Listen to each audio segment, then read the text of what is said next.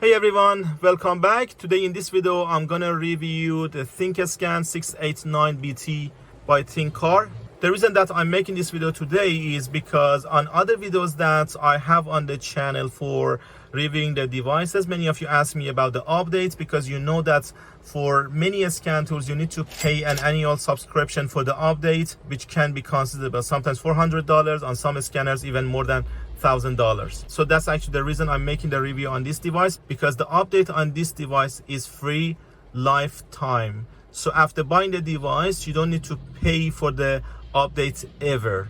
All right, so that's very cool because many scanners, they provide 1 or 2 years at most for the free update, and after that you have to pay. Otherwise you cannot update your scanner with the new software. But on this one, you will have lifetime update, which is pretty cool. And the other important point that you need to consider before buying any scanner is the coverage, what sort of software you have on that scanner, if a scanner is performing only the basic options, or you have some other functions like live data, actuation test, and the special functions that you need for diagnostic purposes. So in this video, I'm gonna show you first of all what is inside the pack. Then I'm gonna connect it on this card to try several different systems to make sure if this scanner is covering those systems or not. And we will see how many systems or special functions this scanner will cover. Before starting the video, if you guys haven't subscribed to the channel yet, please don't forget to subscribe. And if you're interested to learn more about the diagnostic, you can find our online courses on udemy.com. Link for those online courses are in this video description.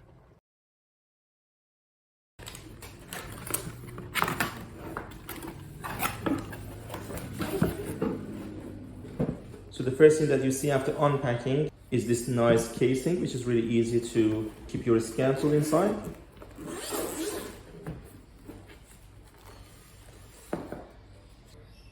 This is the scanner itself, and I have the casing on each end to protect the device when you're working on a car. We have this stand at the back, which is going to be helpful to put the device anywhere around the car when you are working on it. And at the back you see the dongle as well, which is located right here by magnets. So this is very interesting as well. All right, with the magnet, it's going to stay on the scanner and there is no way that you lose this dongle. You have some other things inside the case as well. One adapter over here, and USB cable and charger, of course, with different adapters for different countries. So for the update, if I go for the update, I have several options for vehicle diagnostic software, for maintenance software, and for application software. If I go for the application software, for each one of them you can update. So this one is updated already. If I go for the vehicle diagnostic software, I have all these cars to update. Many of them are on the latest version, but I have some new software to update as well. So if you click on here on the upgrade, as you see, a scan tool starts updating the software, downloading, and then installation.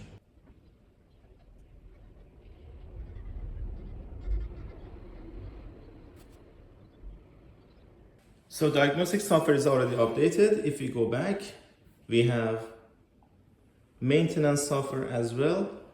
So, and as you see, all these are on the latest version. So I don't need to update right now, but I'm not worried about that. If there is any update, I don't need to pay for that. Let's try this scanner right now to see how it's going to get connected to the car, how many systems it covers, and how we can use it for diagnostic purposes. Of course, I am right now on the auto search. If I click on this one,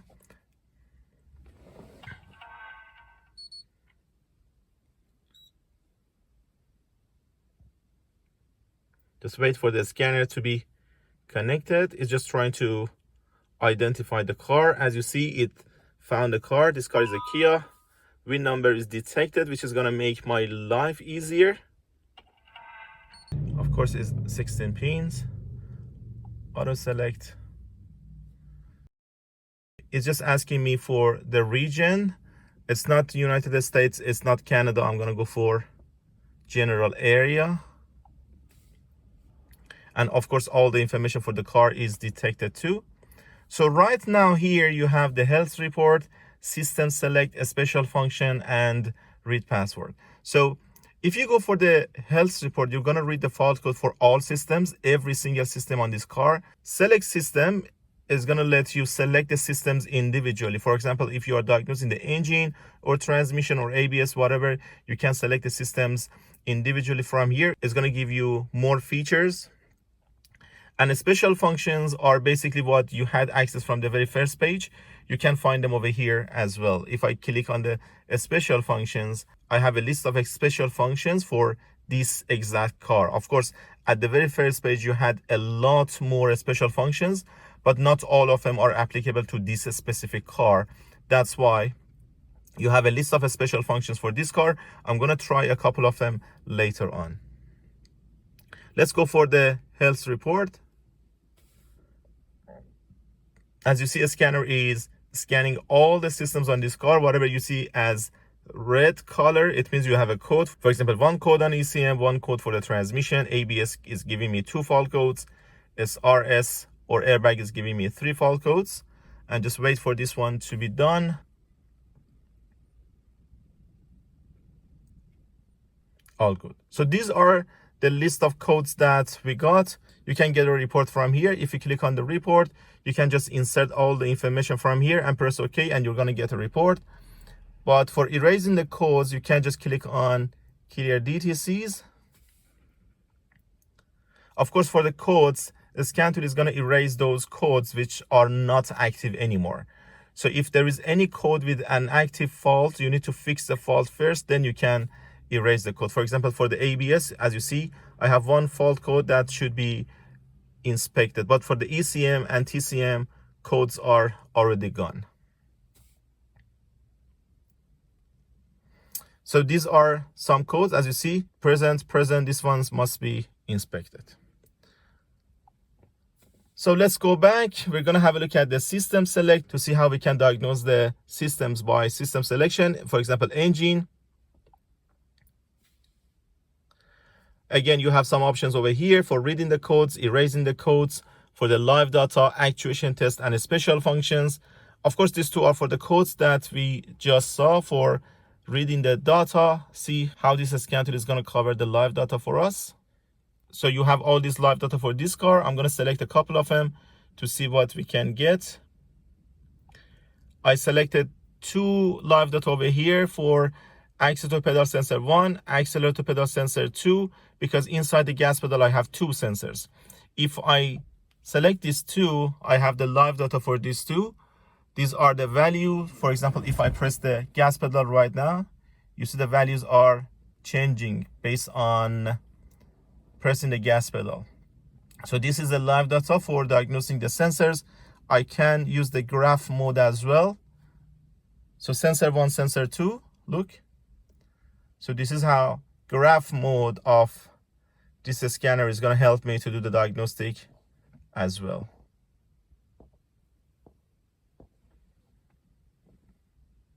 By changing the live data, graph mode is showing me the change as well, which is pretty cool. Of course, there are many other live data, but I'm not going to make this video very long.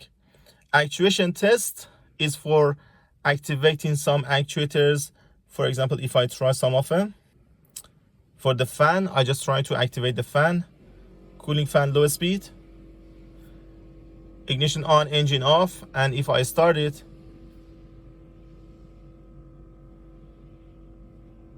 I can hear the cooling fan is operating. And of course, for many other components, you can activate them from here as well. All the list of actuation test. Special functions can be accessible from here or from the very first page that you saw earlier. Now let's try some special function using this device. So let's go for the maintenance. And of course, as you see, you have a list of different maintenance options over here. So you need to select the one that you are after. For example, on this car, if we go for a steering angle sensor calibration, as you see right here, because you need to perform the steering angle sensor calibration if you have replaced the sensor, or sometimes even after performing the wheel alignment. But you got to be careful that sometimes this steering angle sensor is inside the electric power steering. If your car has electric power steering system, sometimes this sensor is inside that assembly. If you don't, it's normally a separate component behind the steering wheel. So right now, let's go for selecting the car. Kia, switch is on. It's a Kia Rio, this one.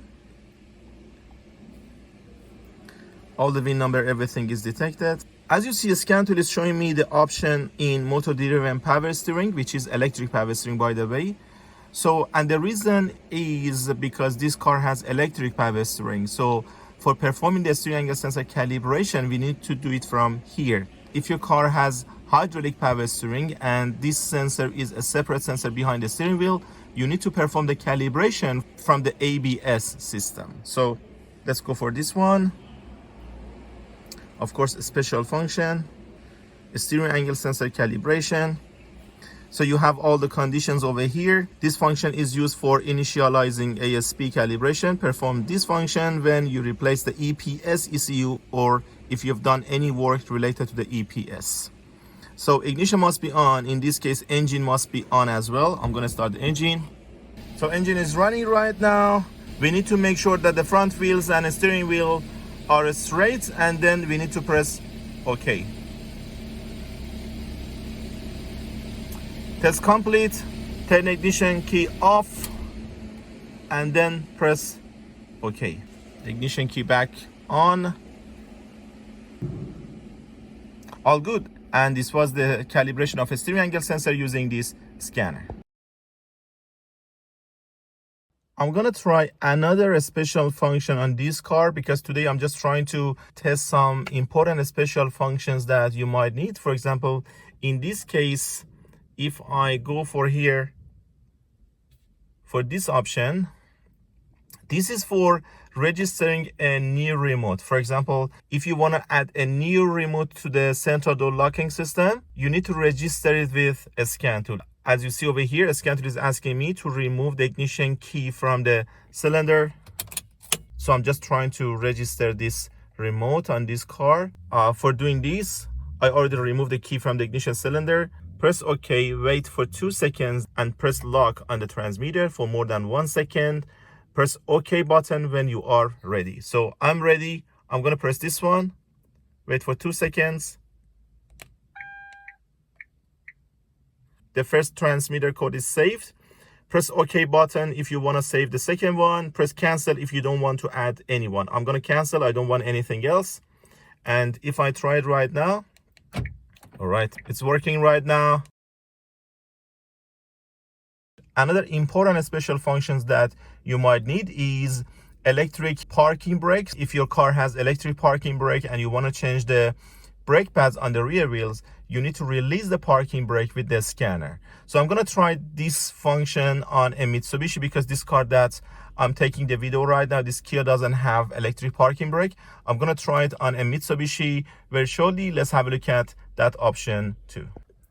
EPB, electric parking brake. If we go for a special function, we have these two options for changing the brake pad. For example, full release control for brake pad replacement, brake pad replacement manual setting. If I click on that, all right, so on and off. So I can hear the EPB is functioning right now. All right, and now it stops. This is actually how you release the electric parking brake before changing the rear brake pads. So basically what we need when we want to buy a scanner, we need to make sure that the device itself is good for the workshop environment, or even for the DIY, this scanner is quite good. The other one is the coverage that we already tried many systems right now. So this scanner is covering all the systems and all the functions for those systems. Special functions for the maintenance is quite important as well. And the most important one is the update that I told you this scanner is giving you the lifetime update. That's actually a big advantage for a scanner. Thank you very much guys for watching. I hope you enjoyed this video. I hope this video was helpful for you if you were thinking to get this scanner. Please don't forget to have a look at the channel. We have so many other diagnostic videos on the channel, and please don't forget to subscribe for more diagnostic videos.